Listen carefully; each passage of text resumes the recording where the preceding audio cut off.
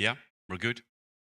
Good morning. I'd just like to share this morning and be very thankful I have the opportunity to witness and to give thanks, Lord, that I'm actually here this morning to share with a small story. I'll try not lead it to going too long and just share a story that I had. It took place when I was away on holiday. I like my holidays and I'm very fortunate that I was across in Florida, across in America. And myself and Shona were across there for a few games of golf and some time to be obviously of relaxed time away from our busy business. Our friends of ours, Tommy and Jeannie, who are one Tommy's 85 and Jeannie's heading towards 82, and she says, "Yep, we're going to go and have a game of golf." I says, "Yep, we're up for that." She says, "Right, so we're going to go and play at Winter Park, their small 9-hole golf club." He says, "Meet us there about 10:30, and we'll probably teeing off about 11 o'clock. And if we be there early, it'll be warm. We'll get a couple of cold drinks and we'll get going." Sean and myself set off early in the morning, drives into the car park. We could see Tommy, and he's standing speaking to a gentleman at the back of a car. So we park the car up, pull the golf clubs out, and I pick a golf bag up and I'm walking towards the car. And Tommy standing there speaking to somebody at the back of this vehicle. And he said, "Oh, come in. I would like just to share with you. This is a friend of mine, Wally. Wally's an old friend of mine, and he plays a bit of golf." So Tommy went away to get his golf clubs. I'm standing there with Wally, and Wally says, "Oh, you're from Scotland?" Tommy was telling me. Say, "Yeah, yeah." He said, "Oh, I've played a few games of golf in Scotland. Great place to go and play. Home of golf. Lovely to be there." And he says, "I've played a few games of golf myself. I've played on the USPGA Tour." Now, Tommy, to give you an example, you could relate to a man called Jim McIntosh, our old friend, and he's standing there about the size, slightly bigger than Charlie Chaplin. He's got his round hat on, he's got his glasses, he's got his t-shirt on with his sleeves pulled down with white sleeves down to his hands, obviously for protection for the sun. He's got cream on his legs, it's not all rubbed in. He's just looking like a little man away for a game of golf. He pulls out this golf bag from the back of his car.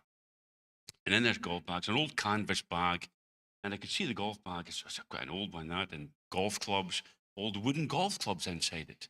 And I'm going, "Okay, yeah, yeah. Don't judge a book by its cover.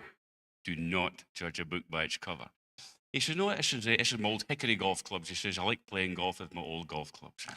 He says, "Oh," he said, "You get your golf clubs?" "Yeah, yeah, yeah." He says, "Well, I think we're off a few hole, a 10, 20 minutes in front of you."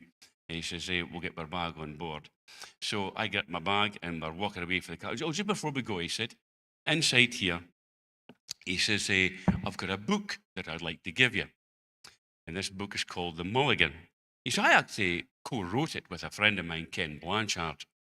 He says, "We go back a little bit like Ken." And I think, "I give these books to all of my friends." And I'm thinking, I've met this man 6 minutes in the car park. A little guy standing with a set of golf clubs in his hand. He's played a bit of golf, and I've introduced him from a friend of mine. So he gives me this book. I pass it to Shona, and we're walking away up the car park.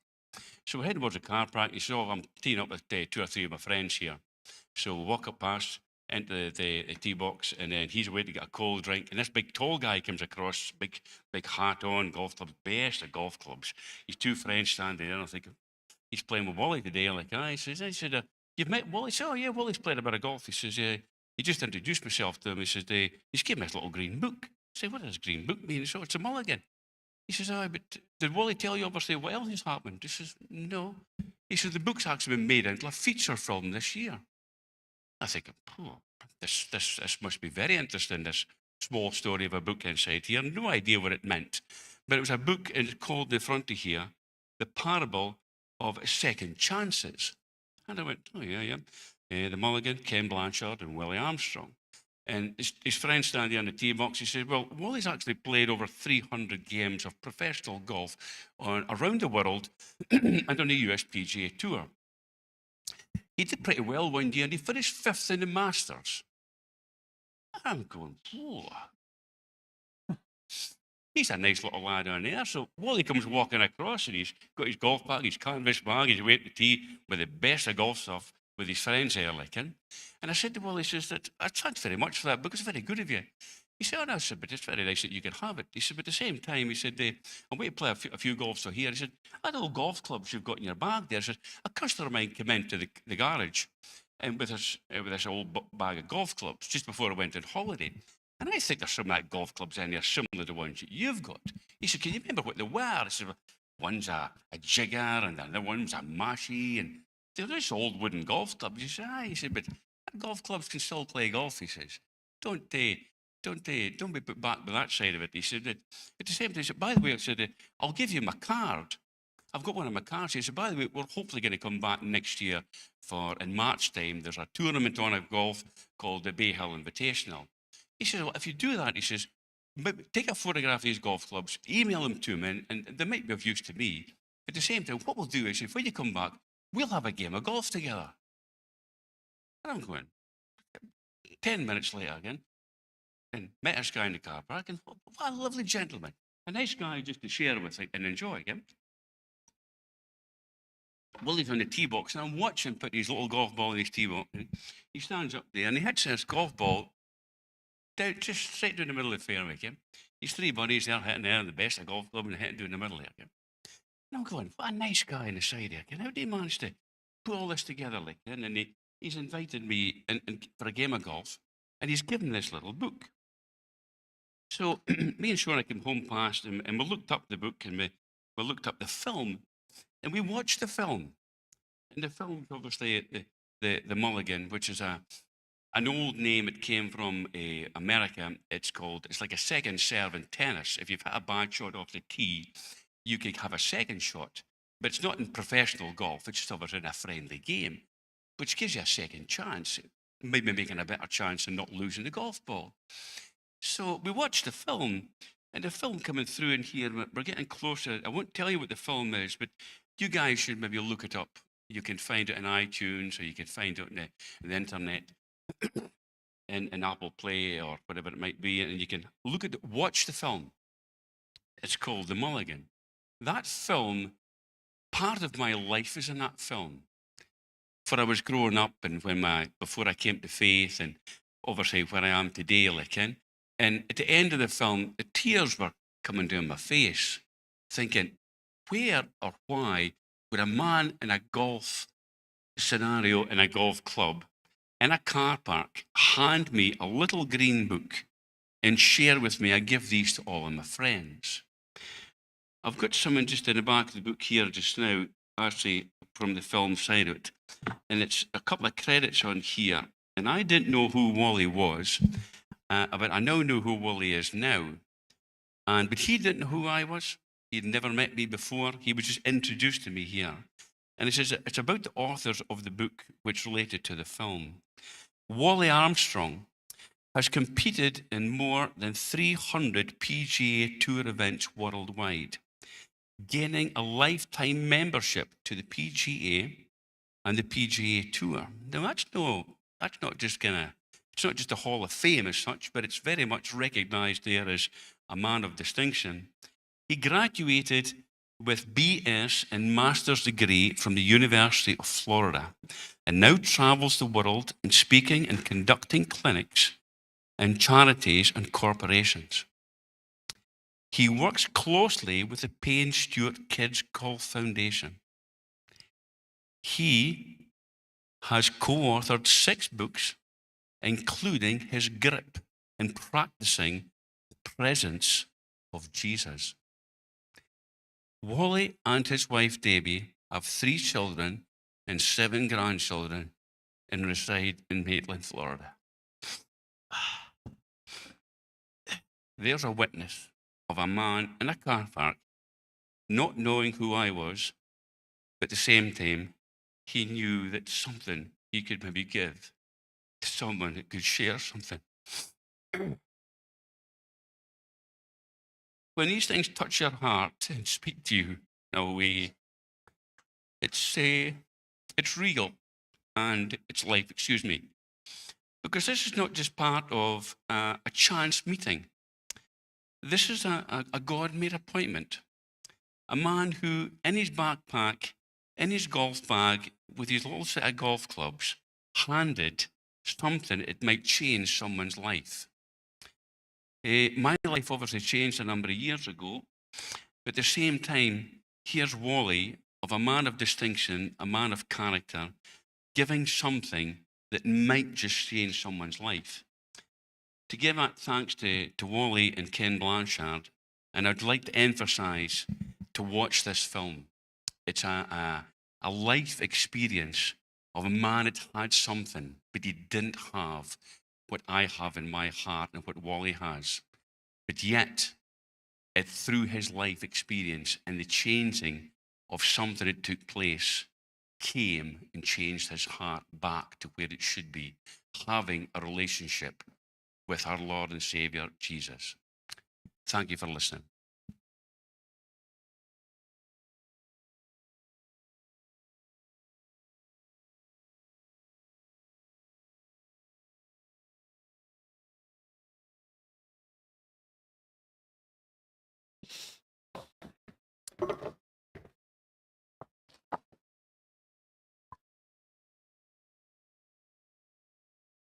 Thank you so much for sharing that. And just a great reminder of how sometimes little opportunities, little moments, maybe just being intentional makes all the difference. I always remember and really should practice much more to do it myself. My great friend, Gene Wilson, always, whenever I was out with him for a meal, he would always ask the server. He was a great Texan as well, and Gene would always ask the server, the waiter, waitress coming over to take our order. He'd always say, when you bring us this food, we're going to be asking God's blessing on it, and we'd like to pray for you. What can we pray for? And you know what? No one ever said, no, don't do this. Everyone always said, here's something you can pray for. And in a similar way to Wally, Gene would say to me, Andrew, if you do this, remember to leave a tip. Yeah. Let me read to you the scriptures. Please also just remember the reason we've put more than one of these on the seat or nearby, you can grab another one, is because they're for giving away. Maybe you find it difficult to give them away, just leave one in Costa. Maybe you can just stuff them somewhere or put them in a window or something. My granny used to leave all kinds of things stuck down the edge of bus seats in the hope that somebody would pick them up, even if it was the person doing the cleaning. And you never know what is going to lead people to faith, and this just gives them an opportunity to connect with what's going on. It's said that people need to be invited 4 times before they'll make a response to come to Alpha. So they maybe need 4 occasions where they have the offer of coming to be able to come. And how many times have you all been invited? Many, many times. And how many, I won't embarrass you by how many haven't come to Alpha before? Come to Alpha. Even if you're not going to bring somebody, we'd love you to bring somebody, that would be great. But come along and be part of Alpha, because I think the biggest way of convincing yourself that it's something that God can use and be used in is to come along yourself. But let's read from Mark chapter 9. And from verse 14, a wonderful story of encounter with Jesus that takes place there. Mark's got all these wonderful stories of encounter, and they're really ordinary kind of people that we can really relate to and help us to relate to Jesus in a different way. So let's just read there this lovely story. It follows on from the transfiguration. That's a big word, isn't it? And it just means that Jesus went up a hill with some of his disciples, and at the top of the hill, he was revealed as the eternal Son of God. He changed something. There was a vision in which the disciples that were with him saw something special. They saw Moses and Elijah appearing with Jesus. They saw him in light that was unlike any kind of light they'd ever seen. Now they're coming down from this mountain. And this is what they encounter. When they came to the other disciples, they saw a large crowd around them and the teachers of the law arguing with them. As soon as the people saw Jesus, they were overwhelmed with wonder and ran to greet him. What are you arguing with them about? He asked. A man in the crowd answered, Teacher, I brought you my son who is possessed by a spirit that has robbed him of speech. Whenever it seizes him, it throws him to the ground. He foams at the mouth, gnashes his teeth, and becomes rigid. I asked your disciples to drive out the spirit, but they could not.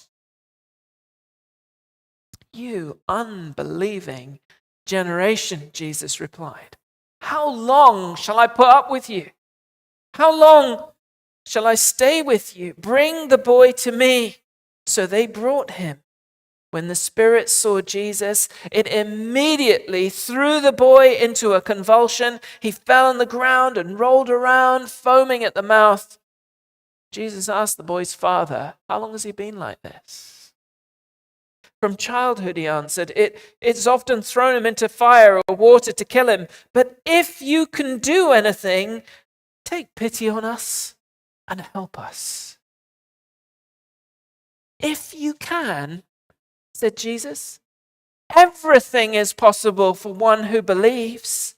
Immediately the boy's father exclaimed, I do believe. Help me overcome my unbelief. When Jesus saw that a crowd was running to the scene, he rebuked the impure spirit. You deaf and mute spirit, he said, I command you, come out of him and never enter him again. The spirit shrieked, convulsed him violently, and came out. The boy looked so much like a corpse that many said he's dead. But Jesus took him by the hand and lifted him to his feet, and he stood up. Wow. Now there's an encounter, eh? Wonderful, wonderful story. Well, I wonder how many times you've had the experience of saying, I don't believe it. Sometimes it can be said in jest. Sometimes it's just a response to a great story. But sometimes it's in earnest, isn't it? I don't believe it. You're setting yourself against something that you know or you feel that you know is not quite right. I don't believe it. You know, confronted by information and events that are beyond our normal expectations, it's something that springs to mind, isn't it? I don't believe it, even if we're just thinking it. And there's good reason to be careful, because it's not good to believe just everything that we're told. There's a thing called healthy skepticism, and we need it. We need it because it stops us falling for the claims of every single advert that we watch or see. It stops us falling for the claims of every political party that comes and promises us this new amazing place that we could stay in if only it were true. And also it stops us believing every conspiracy theory that we encounter through social media or in the media, in general media, through our friends even. Healthy skepticism is a good thing. So how do we assess the things that we do believe? How do we actually what's the difference between not believing something and believing something? Well, I think there's a number of things that normally we apply. So for instance, I think it helps if we can see it. If we see something with our own eyes, we tend to be a little bit more accepting. If we experience it for ourselves, if we've been part of the process, if we've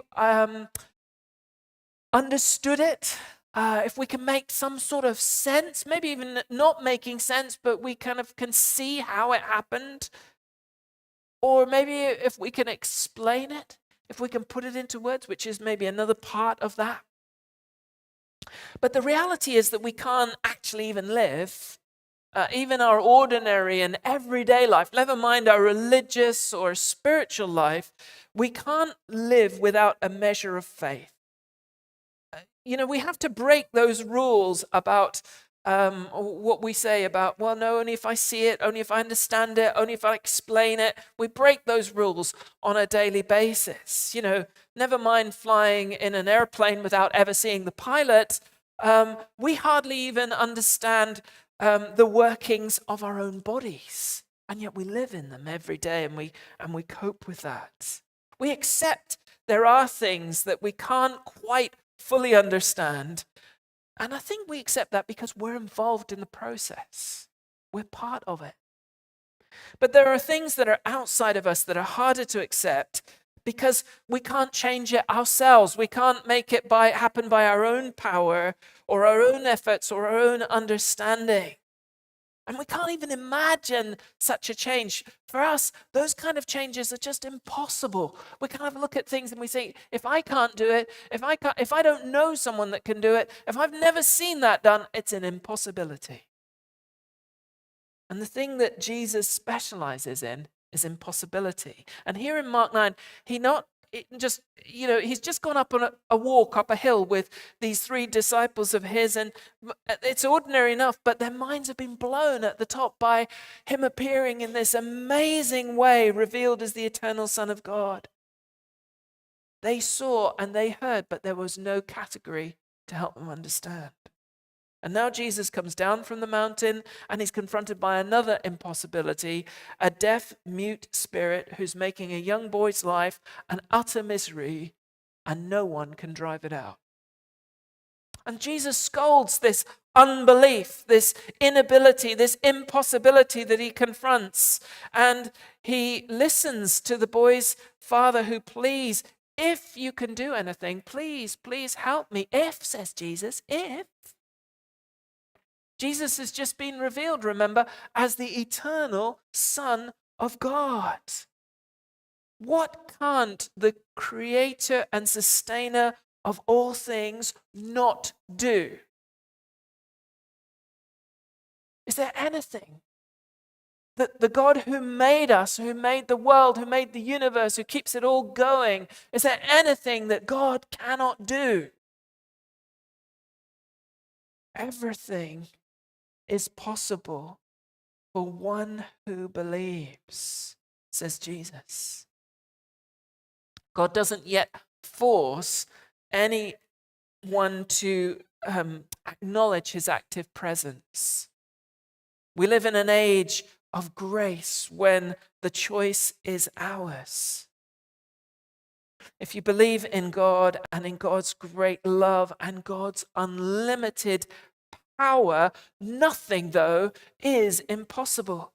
Nothing. Now, it may not turn out the way that we imagine it to turn out.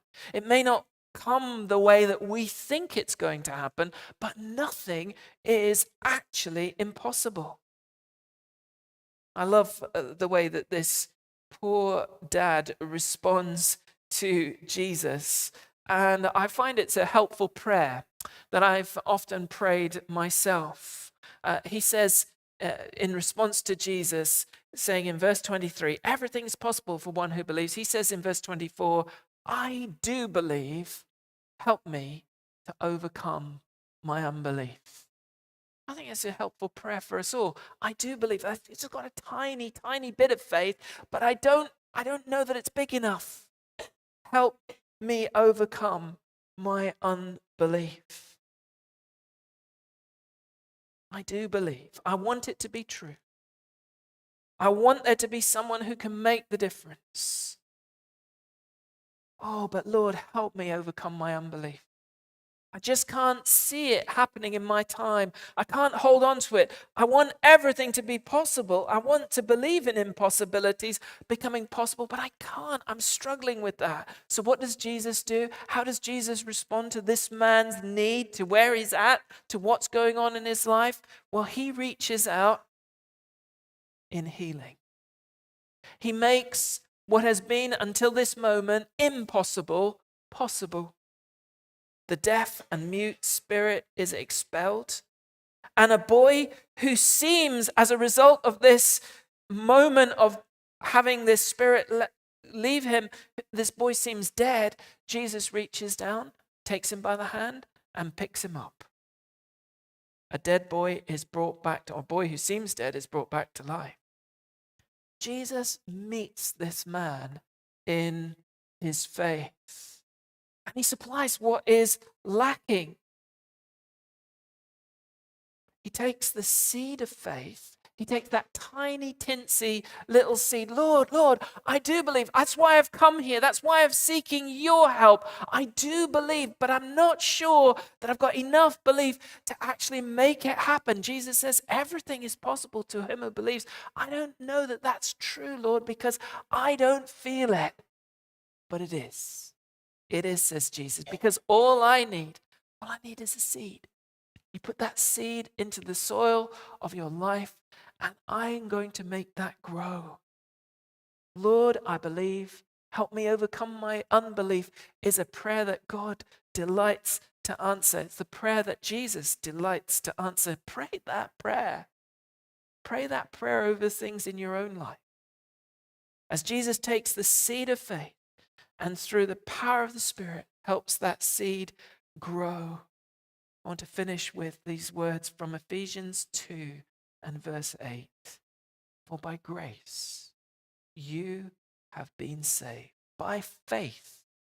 And this is the gift of, this is not of yourselves, but is the gift of God.